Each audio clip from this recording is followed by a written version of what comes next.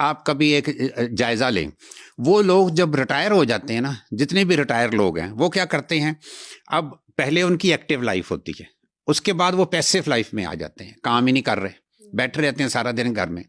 ज़्यादा से ज़्यादा क्या होता है कि अगर एक मर्द है, वो रिटायर हुआ है, तो उसकी जो बेगम है ना, वो उसको वो टोकरी दे देती है कि जाओ जाके बाजार से और कुछ नहीं तो सौदा ही ले आओ। बिल्कुल ऐसा। तो ये काफ़ी नहीं है एक्टिविटी। उसका नतीजा क्या होता है, मैंने ये देखा है कि जो लोग रिटायर हो जाते हैं ना, वो फिर बीमार पड़ना शुरू हो जाते हैं, कभी कोई बीमारी कभी कोई बीमारी।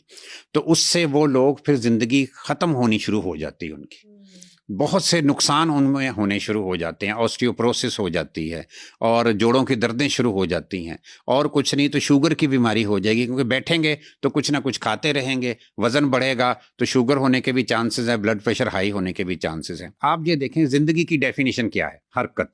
तो अगर आप हरकत नहीं करते तो इसका मतलब आप जिंदगी नहीं जी रहे। आप एक चीज गौर करें, एक और कोटेशन है कि बुढ़ापा कब शुरू होता है, तो उसका जवाब ये है कि बुढ़ापा उस दिन शुरू हो जाएगा जिस दिन आप हरकत करना बंद कर देंगे, चाहे आपकी उम्र 20 साल है, क्योंकि जब आपने हरकत करनी बंद कर दी तो आपकी जो बॉडी की एक्टिविटी है, अंदर का मेटाबॉलिज्म जो है, ये सारा कुछ स्लो हो जाएगा, तो आपके ऊपर बुढ़ापा आ गया। तो ये याद रखें, जो बंदे सारा दिन बैठे रहते हैं ना, वो बूढ़े हो चुके हैं, चाहे उनको अच्छा लगे चाहे बुरा लगे, लेकिन ये है कि अगर बुढ़ापे से बचना है तो जितना ज्यादा अपने आप को एक्टिव रखेंगे, बुढ़ापा उतना डिले होता जाएगा। बिल्कुल ठीक है। तो डॉक्टर साहब एक चीज़ और बताएं कि जितने भी हमारे ये सीनियर सिटीजन्स हैं, जिनमें मैं ये 50+ वाले लोगों की बात कर रही हूँ, तो इनकी हड्डियों में वैसे भी बहुत दर्द होता है, और इन ज़्यादा खौफ सिर्फ इस चीज़ का आता है कहीं ये गिर ना जाए, कहीं कोई फ्रैक्चर ना हो जाए। उनका लाइफस्टाइल ठीक नहीं होता। जैसे मैं एक चीज और देखता हूँ, बूढ़े लोगों की बात तो चलो दूर की बात है, आप एक चीज नोट करें, जो छोटे बच्चे हैं उनमें दूध पीने का रिवाज नहीं है। अब क्या है, वो चीजें आप नहीं ले रहे जिनमें कैल्शियम और विटामिन डी है, तो क्या होगा, आपके अंदर कैल्शियम और विटामिन डी की कमी हो जाएगी। एक और भी रिवाज है कि सूरज का एक्सपोजर लेना ही नहीं है सिरे से ही, उससे भी बीमारियां पैदा होती हैं। चलना फिरना आपने, एक और जैसे कहते हैं ना कि अगर आप सैर नहीं करते तो फिर क्या होगा। एक कोटेशन है, जिस मुल्क के हॉस्पिटल्स वीरान हैं वहां उनके पार्क्स आबाद होंगे। इसका उलट कर लें कि जिस हॉस्पिटल के पार्क्स आबाद हैं सैर के लिए, उनके हॉस्पिटल वीरान होंगे। तो सैर करने से बीमारियां जो है वो खुद ब खुद खत्म होती हैं। तो ये हरकत करना जो है ना, ये बहुत ज़रूरी है। एक जो सेहतमंद बंदा है उसको कम से कम मेडिकली हम कहते हैं 3 किलोमीटर रोज़ाना की वॉक करनी चाहिए। अब तो घड़ियां भी आ गई हैं, आप अपने घड़ी बांध लें एक, वो जो आपको स्टेप्स बताती है, तो आपको पता चल जाएगा जी कि मैंने 3 किलोमीटर के करीब वॉक की है कि नहीं की। चाहे आप अपने ऑफिस में करें, चाहे आप बाहर करें, जिस जगह मर्जी करें, लेकिन आपको हर वक्त हरकत में रहना होगा। एक बहुत अमीर आदमी थे, उन्होंने कहा जी कि मैं बहुत सख्त बीमार हो गया हूँ, मेरा जिगर भी सही काम नहीं कर रहा, तो मुझे कोई एडवाइस करें, मैं ज़्यादा से ज़्यादा ज़िंदा रहना चाहता हूँ। तो उसको डॉक्टर्स का एक पूरा बोर्ड था, उन्होंने कहा जी कि ये अगर आप ज़्यादा से ज़्यादा ज़िंदा रहना चाहते हैं तो हरकत करें, मुलाजमों से काम लेना बंद कर दें। इस वक्त मैं आपको एक चीज़ बताऊँ, दुनिया में सबसे ज़्यादा बड़ी उम्र के लोग जो है ना, जापान के पास एक जजीरा है ओकिनावा। उस जजीरे की क्या खूबी है कि उस जजीरे के बाहर लिखा हुआ है कि इस जजीरे में 100 साल से छोटी उम्र के लोगों का दाखला मना है।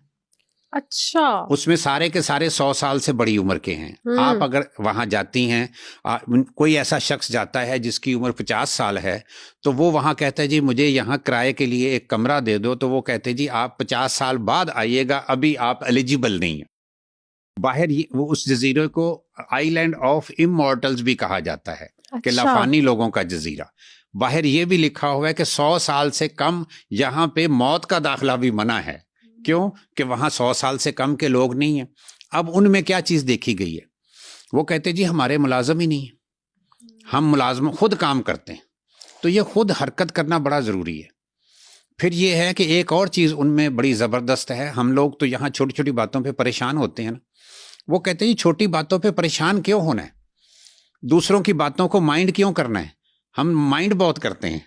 वो कहते हैं जी आप अगर माइंड हमने किस चीज़ को करना होता है, दूसरे की गलत बात को, तो वो कहते हैं जी कि गलत बात तो मिस्टेक किसकी है, दूसरे बंदे की। तो उसको शर्मिंदा होना चाहिए जिसने गलत बात की है। आप क्यों माइंड करते हैं? तो उसमें एक बड़ी शानदार, मैंने एक वहां के बंदे से बात की थी, तो उसने कहा जी मैं आपको महात्मा बुद्ध का एक वाकया सुनाता हूँ। मैंने कहा जी सुनाएं। उन्होंने कहा जी महात्मा बुद्ध बैठे थे तो एक उनको नापसंद करने वाला शख्स आया और उनको गालियां देने लग गया। ये चुपचाप बैठे सुनते रहे। उसके बाद उसका गालियों का स्टॉक खत्म हो गया। तो जब वो चुप किया तो फिर उन्होंने उसको बुलाया और कहा जी कि देखो मैं तुमसे सिर्फ एक बात पूछूंगा कि मैं तुम्हें कोई अगर चीज दूं और तुम ना लो तो वो किसकी हुई? उसने कहा जी आपकी हुई, जब मैंने ली ही नहीं। उन्होंने कहा जी आपने मुझे जितनी गालियां दी हैं मैंने नहीं ली तो किसकी हुई? वो आप ही की हुई है। तो बात ये है कि हम माइंड करते हैं। देखें किसी ने बात की है, गलत बात की, आप एक चीज नोट करें, छोटी सी गलत बात जो होती है वो 1 मिनट से ज्यादा नहीं होती, लेकिन हम सारा दिन उसको अपने ज़हन में घुमाते रहते हैं।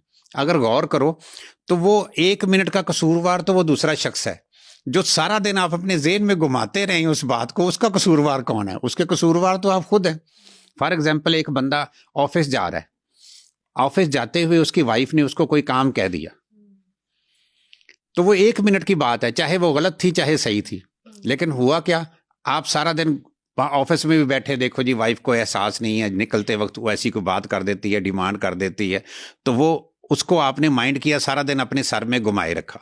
तो ये इस तरह जो हम छोटी छोटी बातों को माइंड करते हैं, अगर हम इसको दूसरी सेंस से सोच लें कि जी मेरी वाइफ है, अगर उसने मुझे काम नहीं कहना तो फिर किसको कहना है, तो उससे आपका ज़हन ईजी हो जाता है। तो आपको वो इरिटेशन भी नहीं होगी, स्ट्रेस भी नहीं होगी, बिल्कुल आप ठीक हो जाएंगे। सिर्फ सोचने का अंदाज जो है ना, ये भी बहुत बड़ी बीमारियां पैदा करता है।